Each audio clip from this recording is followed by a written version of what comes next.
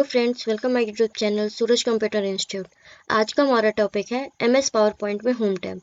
आज हम जानेंगे कि एमएस पावर पॉइंट में होम टैब कैसे वर्क करता है, होम टैब क्या है, होम टैब के बारे में जानते हैं।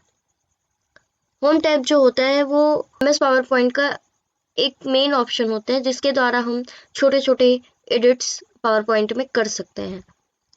इसमें बहुत सारे जो एप्लीकेशंस होते हैं वो मौजूद होते हैं। एमएस पावर पॉइंट के अंदर हमें 6 ग्रुप्स मिलते हैं जो कि होम टैब में होते हैं।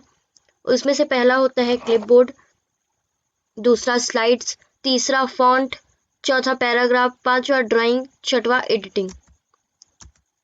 क्लिपबोर्ड जो होता है वो हम अपने प्रेजेंटेशन में कट, कॉपी और पेस्ट करने के लिए हम इसका यूज़ करते हैं।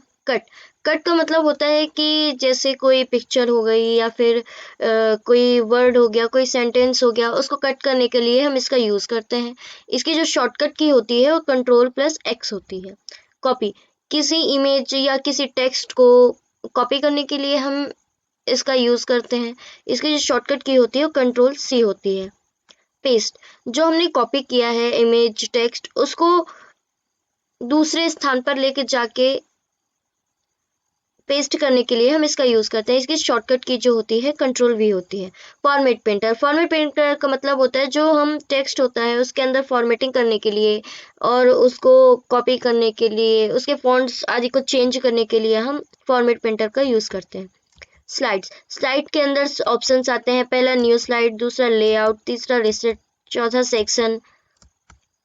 न्यू स्लाइड का मतलब होता है कि हम हमारी जो प्रेजेंटेशन होती है उसमें नई स्लाइड जोड़ने के लिए हम इसका यूज़ करते हैं। डुप्लीकेट सिलेक्टेड स्लाइड्स होती हैं उसका यूज़ हम जो स्लाइड्स होती हैं उनको कॉपी करने के लिए हम इसका यूज़ करते हैं। स्लाइड्स फ्रॉम आउटलाइन का मतलब होता है कि जो प्रेजेंटेशन में स्लाइड्स होती हैं उनको बाहर से जो है इंसर्ट करने के लिए हम इसका यूज़ करते हैं। रीयूज स्लाइड्स, एक प्रेजेंटेशन में एक स्लाइड्स को हम कई फाइल्स में यूज़ कर सकते हैं। लेआउट का मतलब होता है कि जो हमारी स्लाइड्स होती हैं उसमें लेआउट को ड्रॉप एंड डाउन करने के लिए हम इसका यूज़ करते हैं। रीसेट, स्लाइड्स जैसे हम पहले एनिमेशन लगा के पहले स्लाइड्स रखे होते हैं कि 1 2 3 4, उसको चेंज करने के बाद फिर से उसको उसी अवस्था में लेके आने के लिए, उसी पोजीशन पे लेके आने के लिए हम रीसेट का यूज़ करते हैं। सेक्शन, स्लाइड को सेक्शन में अलग अलग सेक्शंस में बांटने के लिए हम इसका यूज़ करते हैं। रीनेम सेक्शन का मतलब होता है कि जो इस सेक्शन का हम पहले नाम रख चुके हैं उस सेक्शन का नाम चेंज करने के लिए हम रीनेम का यूज़ करते हैं।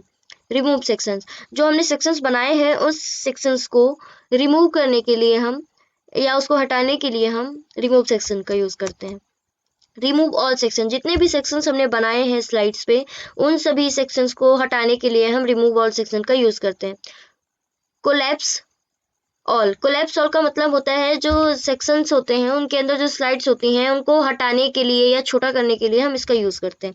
एक्सपेंड का मतलब होता है सेक्शन में जो स्लाइड्स होती हैं उन्हें देखने के लिए, उनके डिटेल्स की जानकारी लेने के लिए हम एक्सपेंड ऑल का यूज़ करते हैं। फॉन्ट के अंदर बहुत सारे ऑप्शंस आते हैं। पहला फॉन्ट का मतलब होता है जो वर्ड्स लिखते हैं उसकी स्टाइल को चेंज करने के लिए हम इसका यूज़ करते हैं। इसकी जो शॉर्टकट की होती है वो Ctrl+Shift+F होती है। फॉन्ट साइज, जो हमारे टेक्स्ट होते हैं, जो हमारे वर्ड्स होते हैं उनकी जो साइज होती है उसको बढ़ाने के लिए या घटाने के लिए हम फॉन्ट साइज का यूज़ करते हैं। इसकी जो शॉर्टकट की होती है Ctrl+Shift+P होती है। Increase font size, capital A. Increase font size का मतलब होता है कि जो टेक्स्ट साइज है उसको बढ़ाने के लिए, वर्ड को बढ़ाने के लिए हम इसका यूज़ करते हैं। डिक्रीज फॉन्ट साइज, हमारा जो फॉन्ट साइज होता है, जो वर्ड होता है उसको छोटा करने के लिए हम इसका यूज़ करते हैं। क्लियर ऑल फॉर्मेटिंग, जो फॉर्मेटिंग्स होती हैं जिन्हें हमने हमने यूज़ किए हैं उनके कलर्स, उनके फॉन्ट्स, उनको चेंज करने के लिए हम इसका यूज़ करते हैं। बोल्ड, जो हमने वर्ड लिखा हुआ है उसको अट्रैक्टिव दिखाने के लिए, मोटा करने के लिए उसके वर्ड्स को हम बोल्ड का यूज़ करते हैं। इसकी जो शॉर्टकट की होती है Ctrl+B होती है। इटैलिक, किसी भी शब्द को, किसी भी सेंटेंस को टेढ़ा करने के लिए हम इटैलिक का यूज़ करते हैं। इसकी जो शॉर्टकट की होती है Ctrl+I होती है। अंडरलाइन का मतलब होता है कि किसी भी सेंटेंस या किसी वर्ड के नीचे लाइन खींचने के लिए हम इसका यूज़ करते हैं। इसकी जो शॉर्टकट की होती है कंट्रोल प्लस यू होती है। टेक्स्ट शेडो, टेक्स्ट शेडो का मतलब होता है जो टेक्स्ट के पीछे हम परछाई लाने के लिए, उसकी शेडो इफेक्ट दिखाने के लिए हम इसका यूज करते हैं। एबीसी, एबीसी का मतलब होता है जो टेक्स्ट होते हैं उनके बीच में लाइन खींचने के लिए और उनके बीच में इंडिकेट करने के लिए हम इसका यूज करते हैं। कैरेक्टर स्पेसिंग, कैरेक्टर स्पेसिंग का मतलब होता है कि जिन शब्दों के बीच में जो दूरी होती है उसको चेंज करने के लिए हम कैरेक्टर स्पेसिंग का यूज करते हैं। चेंज केस, चेंज केस का मतलब होता है जो सेंटेंस होते हैं उसके लोअर केस या अपर केस आदि को बदलने के लिए हम इसका यूज करते हैं। सबस्क्रिप्ट, सबस्क्रिप्ट का मतलब होता है जो किसी भी अक्षर के नीचे लिखने के लिए हम सबस्क्रिप्ट का यूज करते हैं। इसकी जो शॉर्टकट की होती है वो कंट्रोल प्लस इक्वल होती है। सुपरस्क्रिप्ट, सुपरस्क्रिप्ट जो होता है वो किसी शब्द के ऊपर शब्द लिखने के लिए हम इसका यूज करते हैं। इसकी जो शॉर्टकट की होती है control plus shift plus plus होती है। ए, जो टेक्स्ट इफेक्ट होता है और टेक्स्ट में इफेक्ट देने के लिए हम इसका यूज करते हैं, जैसे कि आउटलाइन हो गया, शेडो हो गया और स्टाइलिश सेट हो गया। टेक्स्ट हाईलाइटिंग कलर, टेक्स्ट जो हमने लिखा हुआ है उसको हाईलाइट करने के लिए, उसके कलर को चेंज करने के लिए हम इसका यूज करते हैं। फॉन्ट कलर, फॉन्ट के कलर को जो रेगुलर कलर्स होते हैं उसमें से चेंज करने के लिए हम फॉन्ट कलर का यूज करते हैं। पैराग्राफ, पैराग्राफ में बहुत सारे ऑप्शंस आते हैं। बुलेट्स, बुलेट्स का मतलब होता है जैसे हम नंबरिंग करते हैं 1 2 या फिर छोटे छोटे डॉट्स लगा के हम नंबरिंग करते हैं, उन्हें बुलेट्स बोला जाता है। और लाइन और पैराग्राफ पे बुलेट्स लगाने के लिए हम इसका यूज करते हैं। नंबरिंग, जो लाइंस होती हैं उनमें हम नंबरिंग करने के लिए, अंक लगाने के लिए हम इसका यूज करते हैं। Decrease list level, decrease list level का मतलब होता है जो टेस्ट लाइन होती है उसको राइट साइड में मूव कराने के लिए इसका यूज करते हैं। इंक्रीज लिस्ट लेवल, जो टेक्स्ट होता है उसको लेफ्ट साइड में मूव कराने के लिए हम इसका यूज करते हैं। लाइन स्पेसिंग, लाइन स्पेसिंग का मतलब लाइन, दो लाइंस के बीच में जो दूरी होती है उनको चेंज करने के लिए हम इसका यूज करते हैं। एलिंग लेफ्ट, अपने टेक्स्ट पोजीशन को लेफ्ट में रखने के लिए हम इसका यूज करते हैं। इसकी जो शॉर्टकट की होती है कंट्रोल प्लस एल होती है।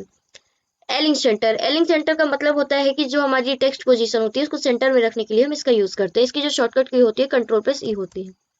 एलिंग राइट, एलिंग राइट का मतलब होता है जो हमारा टेक्स्ट पोजीशन होता है उसको राइट में रखने के लिए हम इसका यूज करते हैं।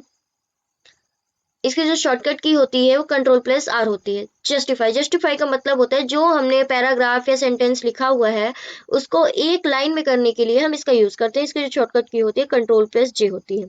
ऐड और रिमूव कॉलम्स, रिमूव जो होते हैं उनको ऐड मतलब जोड़ना और हटाने के लिए हम इसका यूज करते हैं। टेक्स्ट डायरेक्शन, जो हमने लिखा हुआ है उसकी दिशा को चेंज करने के लिए हम टेक्स्ट डायरेक्शन का यूज करते हैं। एलिंग टेक्स्ट, एलिंग टेक्स्ट का मतलब होता है कि टॉप बॉटम मिडिल आदि एलिंग्स में सेट करने के लिए हम इसका यूज करते हैं। Convert to smart art, smart art का मतलब होता है जो टेक्स्ट होते हैं उनको नए नए आर्ट्स में चेंज करने के लिए हम इसका यूज करते हैं। ड्राइंग, ड्राइंग में बहुत सारे ऑप्शंस आते हैं। अरेंज, अरेंज का मतलब होता है कि इसमें बहुत सारे ऑप्शंस मिलते हैं। पहला ब्रिंग टू फ्रंट, जो इमेजेस होते हैं उसको किसी टेक्स्ट के ऊपर लाने के लिए हम इसका यूज करते हैं। सेंड टू बैक, इमेजेस को हम टेक्स्ट के पीछे लेके जाने के लिए हम इसका यूज करते हैं। ब्रिंग फॉरवर्ड, ब्रिंग फॉरवर्ड का मतलब होता है और उसको बहुत सारी जो इमेजेस होते हैं उसको ऊपर नीचे रखने के लिए हम इसका यूज करते हैं। सेंड फॉरवर्ड, जो इमेजेस होते हैं उनको एक दूसरे के ऊपर नीचे रखने के लिए तथा एक एक करके धीरे धीरे उन्हें लाने के लिए हम इसका यूज करते हैं। ग्रुप, ग्रुप का मतलब होता है बहुत सारे इमेजेस को एक साथ जोड़ के रखना। अनग्रुप, जो बहुत सारे इमेजेस हमने जोड़ के रखे हैं उनको एक अलग करना। रीग्रुप, रीग्रुप का मतलब होता है जो जितने भी हमने इमेजेस को अनग्रुप किया है उनको फिर से एक साथ ग्रुप बनाना। एलिंग, एलिंग का मतलब होता है जो हमने टेक्स्ट पोजीशन या इमेज पोजीशन बोला जाए उसको रखने के लिए हम एलिंग्स का यूज करते हैं। इसमें भी right left centre bottom middle आदि होते हैं।